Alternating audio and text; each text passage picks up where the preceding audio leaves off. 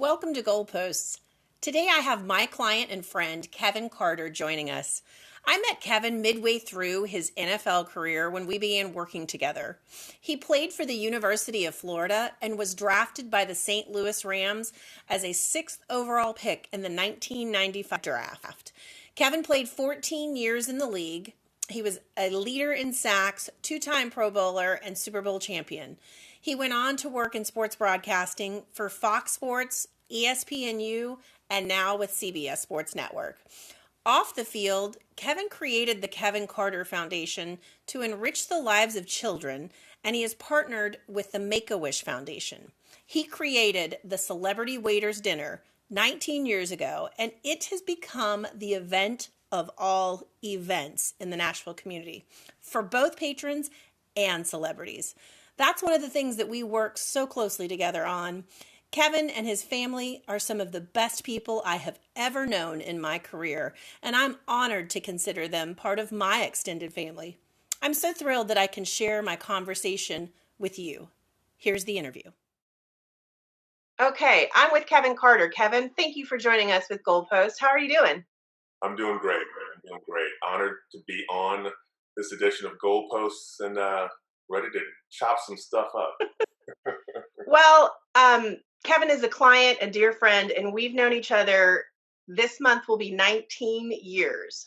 So, one of my favorite stories is, and a lot of people ask me, is how you and I met. And certainly that was back in 2001 on April Fool's Day. I remember that was my first day on the job and your first day on the job at the Tennessee Titans.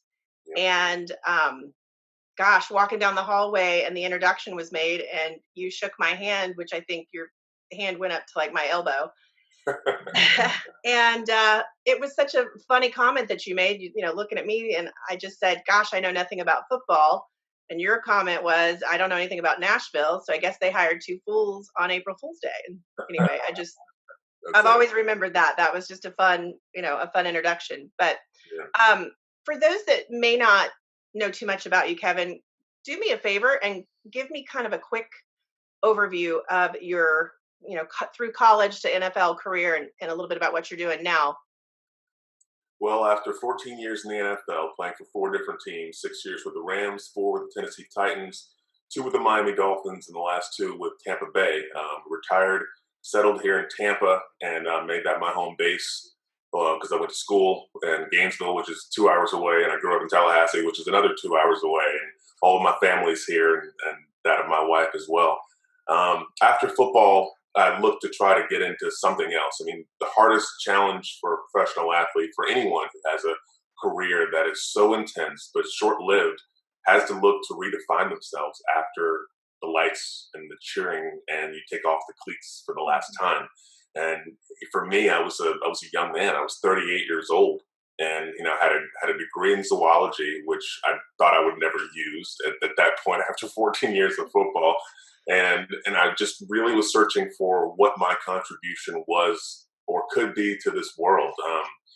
And thanks to you, and for those of you who don't know, you helped me to find my brand and find my voice and find the platform with which to give back. And you've really helped me establish my legacy through Waiting for Wishes, which is 19 years in the making. We had to postpone it this year. It's going to be in July, but, really sorely missing the Waiting for Wishes crowd. But, that is off the field. And we've given close to $3 million to Make-A-Wish of Middle Tennessee, through just a wonderful event with J. DeMarcus Rascal Flats partnering up with the people of the Palm and people in Nashville. And that's my off the field stuff. But on the field, as far as professionally speaking, really trying to redefine myself was not easy. There were a lot of days where I stand in the mirror and look at myself and say, what do I have to offer to this world? Who can I be? What is my voice? What is my contribution? I was blessed to play a long time in the NFL and save my money. So I wasn't worried about a paycheck necessarily, but I had so much more to give, so many more years to live. And as a young man, it's when you have idle hands, that's not really a good thing. It's not a good thing to be 38 years old and searching, for who you are. I think it's a healthy thing because I think it challenges us to go out there and really redefine who we are. And for me, it came in the form of being in front of the camera, using my brand, using my influence, not only from a charity standpoint, but to find my voice professionally. And I found my voice through broadcasting. Went to work for a social networking company that was partnered with the NFL Players Association School of the Legends, and began doing some work with them, some spokesperson work, and got into the whole media side. Started out on Fox Sports South years ago with Randy Cross and Tim Couch, and joined the Fox family about 11 years ago. And then I moved on after a year to ESPN, and I was the resident studio analyst for college football on ESPNU for 6 years. I then moved on to CBS for the last two, and I've been there, and it's been just a marriage made in heaven. Love what I'm doing on CBS, having a great time with that. Continuing to reinforce my brand. I've done not only studio work, but I've also done sideline reporting. I've done special assignment like Super Bowl, the Army-Navy game. I've done just a plethora of things. I've actually called games for CBS as well. So I'm kind of a jack of all trades and hopefully a master at more than one. And so that's kind of what I've been doing. These days, I'm really into draft coverage and doing a lot of stuff. We're doing all of our pre-draft analysis for the upcoming draft this year, which is going to change. I mean, because of COVID-19, this entire world has really had to redefine, how it presents news and media and information and how we connect. And using this digital platform, like these, we're continuing to do just that. So I've been busy working on draft shows, talking about how good Joe Burrow and Chase Young and how these players are just going to be Pro Bowlers and who's going to be a bust and where people are going to fit. So I'm kind of a junkie for football, and broadcasting, something that I love so much, gives me a chance to stay close to the game. So I'm blessed. So one of the things that you mentioned about kind of your second chapter, at 38 years old, you were trying to figure out, what is my contribution to this world? What am I going to do now? And a lot of, folks that are graduating from college right now, their senior year of college, they've got their degree in hand, and they may be feeling much of the same way that you felt after your NFL career. What advice would you give your 25-year-old self that, what do you wish you knew then that you know now? And hindsight's 2020, and experience is worth a lot. So there's a lot of folks that are young professionals that would be listening. What advice would you give to them? I would tell them to write their way. And I don't mean, I mean that figuratively, that's kind of a play on words. You can write your way, like write the ship, RIGHT, and you can get it on track. And you can also write your way. You can, I like to write out my goals and write out the things that I want to make happen and the things that I want to bring to fruition, whatever your dreams and hopes are. If I could give advice to my 25-year-old self, I would tell him to not be afraid to embody all that God has blessed you with and who you are. I think at that age, we're still growing up. There's so much living that, hindsight's a perfect science. But when I was 25 years old, I was talented, impulsive, smart, quick to speak, quick to anger, didn't have the discernment or the patience or the longevity to know who I was and what I had and how much thunder I had in these hands. And that's the thing I would tell to any young person. You've got thunder because you've got time, and you've got the ability to create and carve out anything you want to be for yourself, any life you want to see for yourself to come to fruition. My favorite piece of art, and I'm not this art person, so don't, watch this and think that, oh my goodness, Kevin's such a Renaissance man and he's, well-versed on art. No, it's not that. It's just I came across this years ago, and it spoke to me. It's a sculpture, and you can Google this. It's called The Self-Made Man. And it's a man who's encased in just a block of granite. And basically it's a torso coming out of this piece of granite. And in one hand, he's got a hammer. And in the other hand, he has a chisel. And the chisel is at the base of where the rock meets his torso, and he's carving out his life. And that's the metaphor. It's not just for men. I'm not going to be sexist. It's for women as well. But you can truly make happen what you want to see happen if you're willing to put the work in. Obviously, it doesn't happen without the work. And at 25, I was not devoid of hard work. I had accomplished a lot and done a lot of things at that point, and it was because of that hard work and determination. But I think I'm gonna totally mess up this quote, and I probably should have done my research on this. But Maya Angelou said it perfectly. She said that it doesn't benefit the world for you to be small. You don't help anyone by being smaller or being less than what you are to make someone else feel okay with who they are. Shine.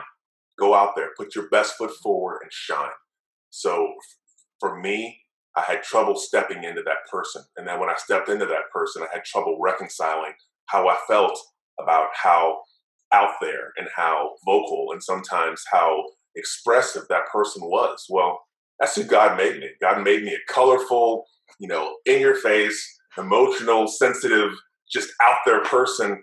And, my personality for the most part interpersonally is somewhat subdued, but, I get hot, I get fiery, and I'm expressive. And I think sometimes we mute ourselves. And for me, I was at a stage very much where I was physically, I'm a big person, I'm a large Black man. So when I raise my voice in a public place, people turn around and people react differently.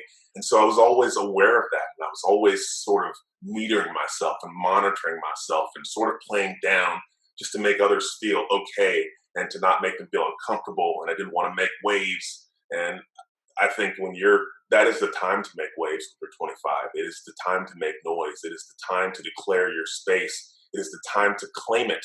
It is the time to step in, because those who are bold and those who don't have the fear and don't ask for, permission, they ask for forgiveness after they've done it. Those are the people that make things happen. I'm not telling you to go out and do something wrong or bad or offend people, but at the same time, you've got to discover your voice. And how can you truly discover your voice if you don't hear it?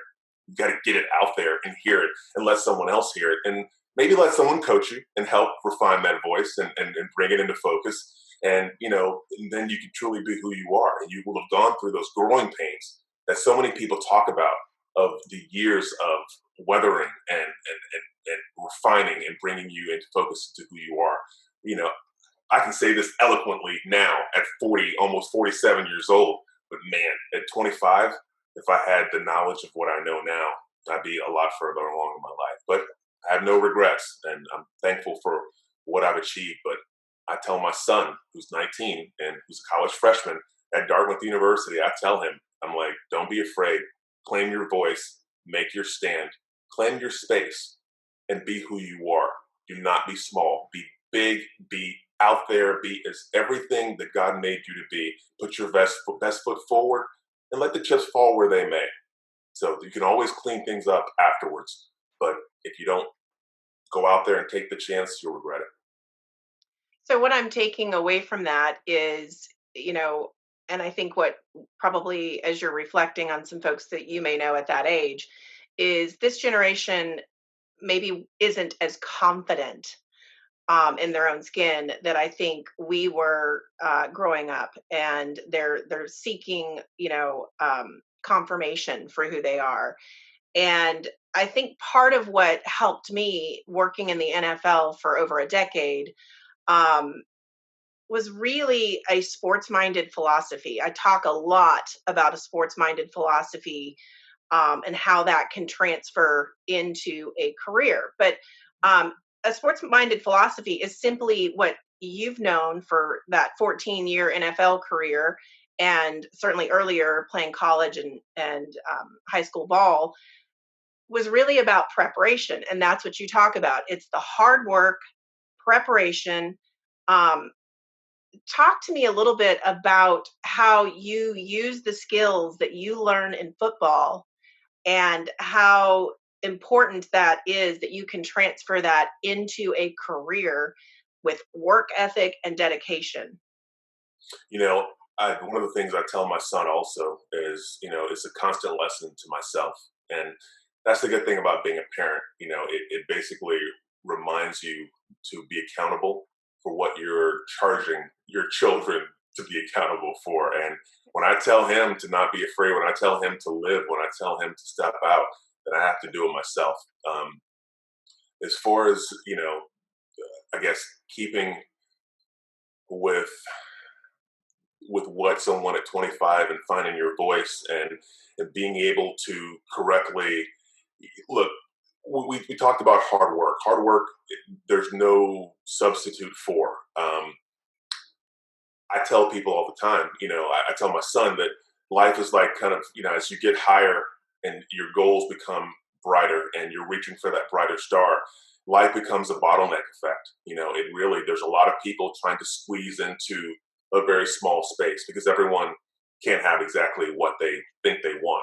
Everyone can't be in front of the camera. Everyone can't be the person who is hosting their own podcast. Everyone can't be, that person, but someone's going to win. My mom told me, she said, put your best foot forward. Someone has to win. Why not you? If you don't think there's a possibility that you can be the one who comes out of, just a melee or throng of people, then you have no business competing. And so my advice at that age, as far as finding your voice and being that person coupled with the hard work, would be, look, there's no substitute for hard work. There's no substitute for the grind. For me, when I play football, I had to constantly tell myself that I know there are a lot of great people and they're all big, they're all strong, they're all fast. And on paper, we look the same. We can stand up next to each other and combine and you're getting measured by all these NFL scouts. And I remember this vividly. I was like, man, on film, I'm better than most of these guys that are standing here next to me. But right now, we all look the same. What's the difference? And what's the difference? And the difference is in here, and it's in your heart. I tell my son this all the time. What you are, we're all lumps of flesh that are animated by a spirit and a soul. But without having that connection to what's in your head and what's in your heart being on the same page, things aren't going to work out. My thing is, people separate themselves as things get harder by their ability to either persevere or overcome something. I could tell you a story about, a high school freshman who didn't make his JV football or basketball team, and I got on the field the only way that I could in the marching band. I can tell you about a story about a kid who came back out on the football field the next year after growing 6 inches over the summer and, grabbing hold of a dream and never letting go. I can tell you a story about, perseverance. I can tell you a story about being the band nerd and going from that to prom king. And, all those things most of it is purely circumstantial. But the part that people won't celebrate and they won't talk about is the hard work, the grind. I knew I wanted to play football. It was my dream since I was 3 years old, since I could verbalize what I wanted to be. Talk about writing your way. For me, it was, I wanted to be a football player. I wanted to be a great man. I wanted to be one of those people that people revered. I wanted that shot. I wanted to be that person. So for me, when I didn't make my high school football team my freshman year, it angered me. It made me mad. It made me like, when someone said that I would never play football, I took it to heart. And so the next year I came back out there and I had something to prove. And when I talk about football, when I coach my son, when I talk about, things like that, I get passionate because that's the spirit that animates us. That's what's in your head and what's your heart driving that grind. And so for me in football, the things that I learned on the field and in an organization that was cutthroat, where people are always trying to take your job, where there's someone else who thinks they can do it better than you, as you're in the middle of practice and you look on the other field and you see another guy who plays your position, who may have been in the Pro Bowl last season, but is out of a job and he's working out to take your job. That is the reality of the NFL on a daily basis. And so you have to be the person who self-advocates. You have to be the person who has that internal cheerleader inside of yourself constantly telling you that you can do it in the face of what circumstances say that you can't do. Those things, they happen every day. Those types of miracles, those types of perseverance, that that strife, that struggle, that overcoming of circumstances, that was kind of what makes us who we are. But it happens all the time, and someone's going to do it. Someone's going to be that person. Why not you?